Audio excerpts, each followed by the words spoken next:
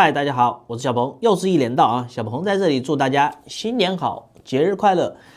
每年这个时候，我都会给大家盘点一下过去一年里 Apple TV 上那些比较有代表性的 App， 今年当然也不例外。不过在开始之前呢，为了避免抬杠，还是要提前说明一点。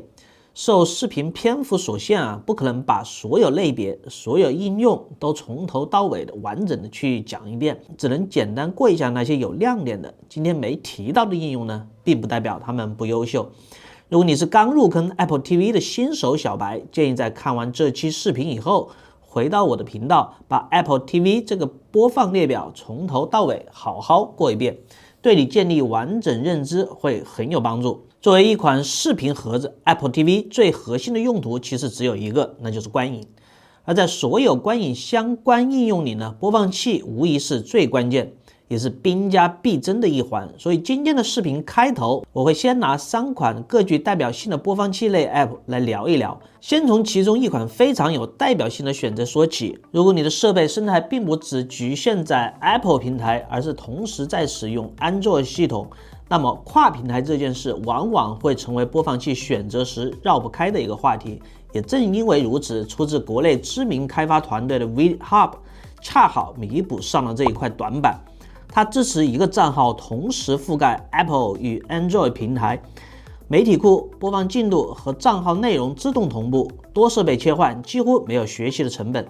而在技术层面， VidHub 并不是简单套用通用播放器方案，团队自研的 2.0 播放核心在文件载入速度和稳定性上表现非常突出，同时还支持杜比世界以及多种圆盘格式的精准识别。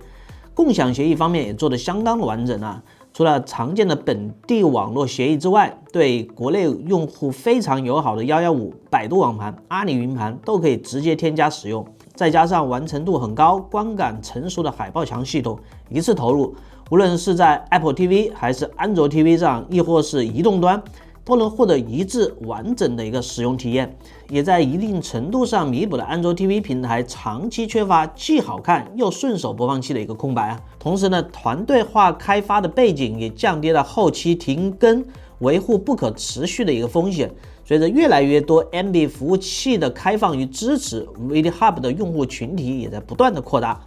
综合来看，如果你刚好有跨平台的需求，这是一款我个人比较推荐，也很值得你去试试的一款播放器。而说到播放器， Infuse 基本是 Apple TV 用户绕不开的一个话题了。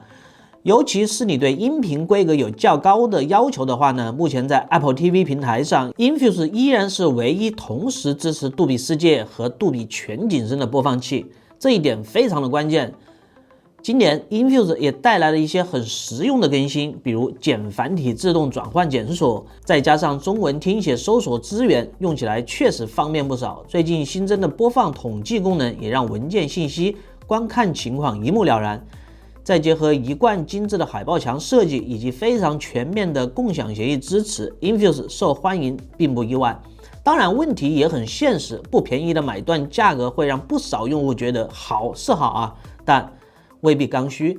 那另一款播放器就是 SamPlayer 了，和 Infuse 完全不同，它走的是极简路线，直接放弃传统的海报墙，采用更偏向文件管理的结构。这种设计在文件查找和播放效率上反而更快也更直接，尤其是如果你使用 MB 协议，它的服务器多线路切换体验非常好，不需要重新配置，一键切换就能用，非常的省心。当然颜值这件事就见仁见智了，对外观党来说 SamPlayer 确实谈不上好看。播放器之外呢，我们再把目光放到 B 站客户端。自从 MiaProjet 几年前横空出世以后，尤其是最近一段时间， Apple TV 上的 B 站客户端可以说是突然密集爆发，大多基于开源方案，开发门槛也相对的较低。在这些方案里面呢，我个人比较推荐的是 MVision， 原因非常的简单，它整体 UI 采用了 tvOS 26的一个玻璃效果，观感统一，细节到位，开发者更是非常的积极啊，对用户反馈的响应速度也很快，几乎是在爆肝式的更新。如果你最近有在 Apple TV 上看 B 站的需求，或者手里用的还是很久没有更新的老应用，MVision 值得你试一试。再说一个很多人期待已久的方向 ，TV Box 类应用 Mirror Play 就是其中之一，支持 iOS 和 tvOS。如果你不太在意杜比世界、杜比全景声这些规格，只想简单稳定的看片，那么配置自己的网盘就能直接使用。它支持百度、夸克、UC115、天翼和123网盘。有兴趣的呢，可以从王二小那里了解更多，这里不展开了啊。而说到网盘，最近有一个叫 OpenVision 的 App 呢，也进入到我的视线，是一款专为 Apple TV 打造的网盘视频播放器。它支持直接解析189与139网盘分享的链接，无需转存即可播放视频内容，包括批量导入并自动分析可播放的一个资源，丰富海报的匹配，结合本地数据库持久化以解析结果，实现即开即播与断点续看，免除了一个转存的麻烦，只要有分享链接即可，很是方便。音乐方面 Apple Music 这就不多说了，如果你能接受订阅费用，它依然是 Apple TV 上体验最完整的一个选择。但今天真正要说的是 Spotify。自从今年 Spotify 调整了免费用户策略之后，无论是在 iOS 还是在 tvOS 上，已经可以满足日常使用需求。当然，如果你能忍受少量的插播广告的话呢，以及并非极致的音质，那么拥有海量曲库又能免费使用的 Spotify 依然非常有吸引力。而为了更好的使用 Spotify， 这里可以搭配一个叫 Lyrics Now 的辅助 App，让 Spotify 在 Apple TV 上也能实现歌词滚动的显示。不过需要说明的是，由于 Spotify 最近的一个策略调整， Lyrics Now 的功能目前受限了不少啊。当然，如果你是 Spotify 的付费用户，它的体验会明显更好的。好，我们接着来聊聊 NAS。有关 NAS 的应用，如果你有在使用群晖，那么 DS Cloud 是一个非常推荐的苹果全平台 App。在手机端，它可以进行基础的 NAS 管理，包括套件和 Docker。由于 tvOS 的限制呢，这部分功能在电视端没有保留，但它的视频和音频播放能力依然很实用，甚至可以省去单独购买本地音乐播放器的一个需求。说到 NAS， 就不得不提到飞流了。免费的系统让很多人第一次接触到了 NAS， 而飞流在 Apple TV 上的播放器本身也是一大亮点。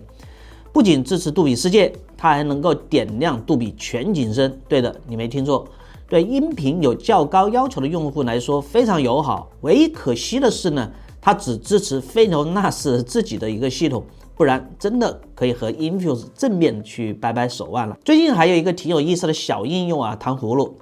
老观众应该知道，我之前有提到过起飞浏览器，对，它就是属于同类 Apple TV 浏览器。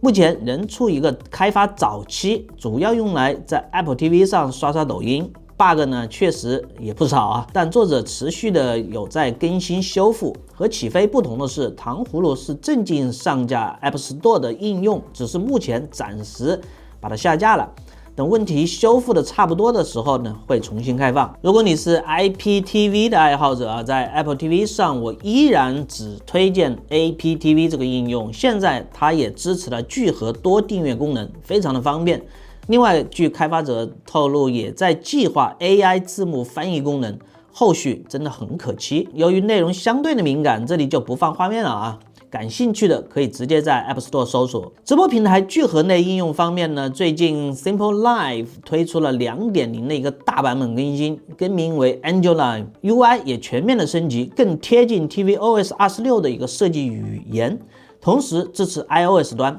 最后提一个小工具，它叫 TV State，